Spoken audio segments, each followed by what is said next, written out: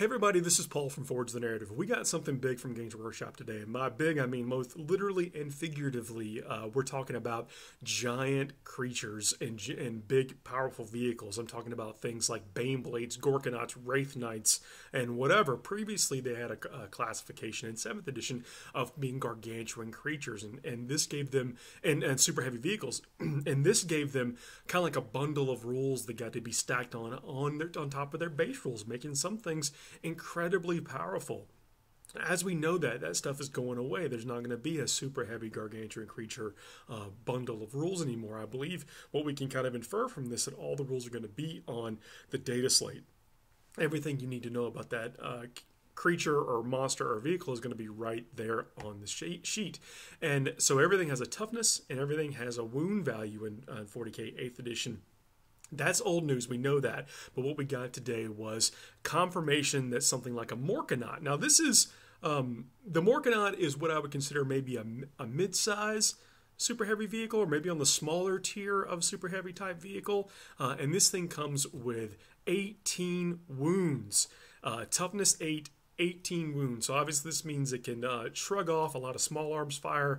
I don't think we have to worry about las guns effectively taking this guy down, and he's got a save. So he's got a toughness 8, 18 wounds, and a 3+ armor save. Those things right there increase the survivability of this figure. That's a cool figure that we've not seen competitively, I don't ever on the table, and that's a big thing. This is going to fundamentally change the landscape, what we see on the table. This package of what they're spoiling for us right now is going to just absolutely fundamentally change what we see on the table right now. You would imagine that they're taking a new look at the Wraith Knights. They're taking a look at things like Magnus, and we saw Gilliman's stats. You know, Land Raiders and Knights. They're going to say that Knights are going to have 20-something wounds. I mean, that is big.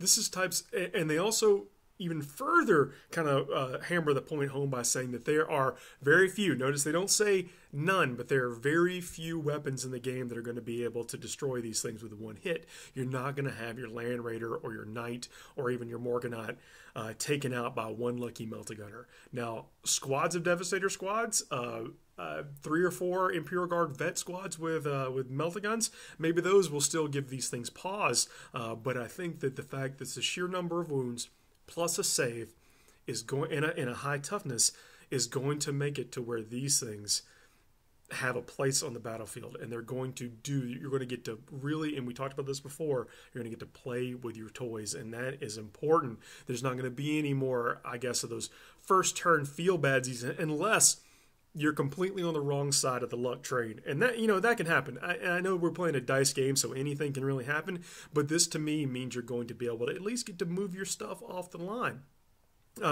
We also get confirmation kind of stealthily snuck in here that Power Fist are going to do multiple wounds. Battle Cannons.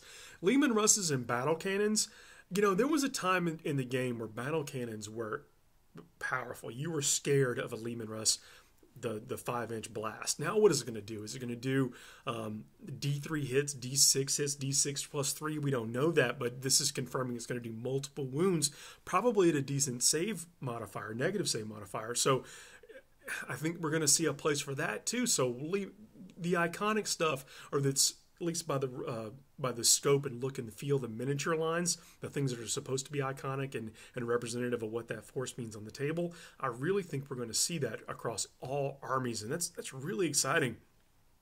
It goes on to give us an idea of what the damage table for this Morkanaut looks like too, and I think we can imagine this is going to be spread across like it is in Sigmar.